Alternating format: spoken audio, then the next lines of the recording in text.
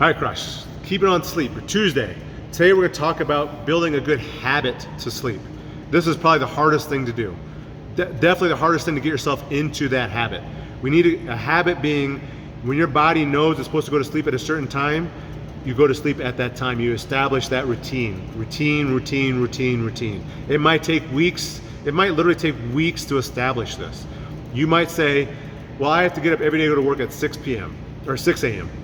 I have to get up every day at 6 a.m. to go to work, which means I should probably be in bed by 9. That way, hopefully you're asleep, sound asleep by 10, and get a good sleep until 6. Going to bed at 9 also means you're not looking at the TV, not on your phone, you're not doing that kind of shit. You're in bed trying to go to sleep. Initially, if you're used to going to bed at 10 or 11, it's gonna be hard to fall asleep at 9 o'clock. There's gonna be lots of tossing and turning, lots of just not being able to sleep. Your body's not ready for it yet. You're gonna train your body to be ready for it. And that means if you're tossing and turning, resist with all your might picking up your phone. Resist picking up your phone. You must not pick up your phone. Just suffer through it, try your best to fall asleep, and just stick with it. Build that habit. For me, 8 o'clock at night is my bedtime, 4:30 is my wake up time. That's 8.5 hours in bed, which probably isn't enough, to be honest with myself. But hopefully there's some nights where I go to bed at 8 and I don't have to be up until 5:30, I get a little extra sleep then. But for me, 8 o'clock at night, and I've been doing this long enough now, where if you're with me in the evenings, by 7:30, I'm starting to yawn. I'm starting to get tired. My body knows it's getting close to the bedtime. It didn't start that way. I remember way back when I first started to try to lose weight and try to get in shape, it was because my son CJ, at the time he was 2, so this is 10 years ago.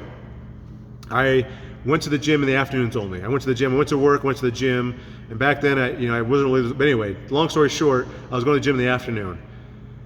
I quickly realized that if I got off work at 4:30 or 5 or 4 and went to the gym and didn't get home and went to the gym for an hour and a half, because that time of the night it was super busy at 24 Hour Fitness, didn't get home until 7, he was going to bed at 7:30 or 8, I was getting no time to spend with him.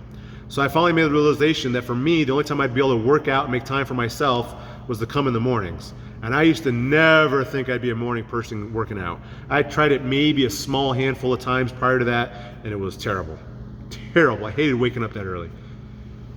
I forced myself to start doing it because I wanted to spend time with CJ in the afternoons. I wanted to come home from work, go straight home, be able to have dinner with him, play with him a little bit, and then put him to bed. And the only way I could do that was to wake up early. Fast forward, now I'm a morning person, and when I used to put the kids to bed, our kids go to bed at 8 o'clock in the school year. Kids need more sleep than adults.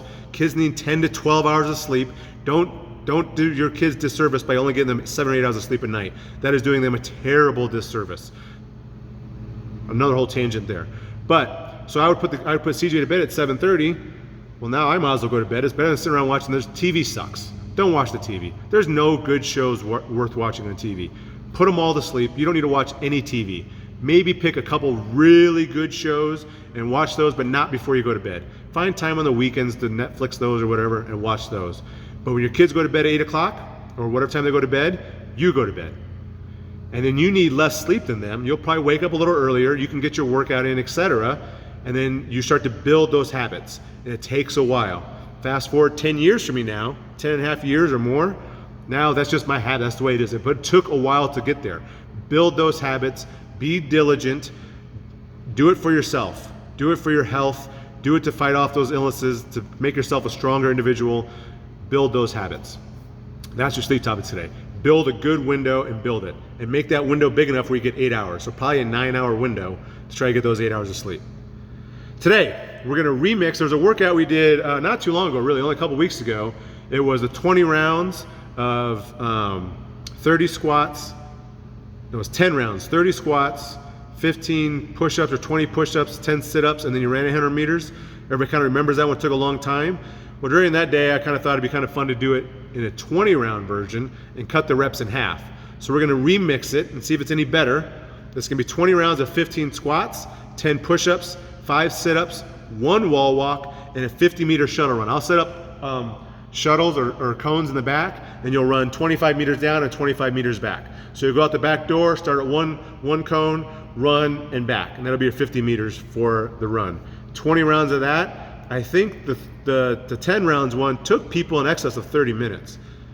In fact, I can't remember if we had a 40-minute cap, but I think it was like a 30 plus, like a high 30s workout. We'll see if you can do this one a little faster with half the reps, but more rounds. We'll see. That's your Tuesday. Have a good Tuesday.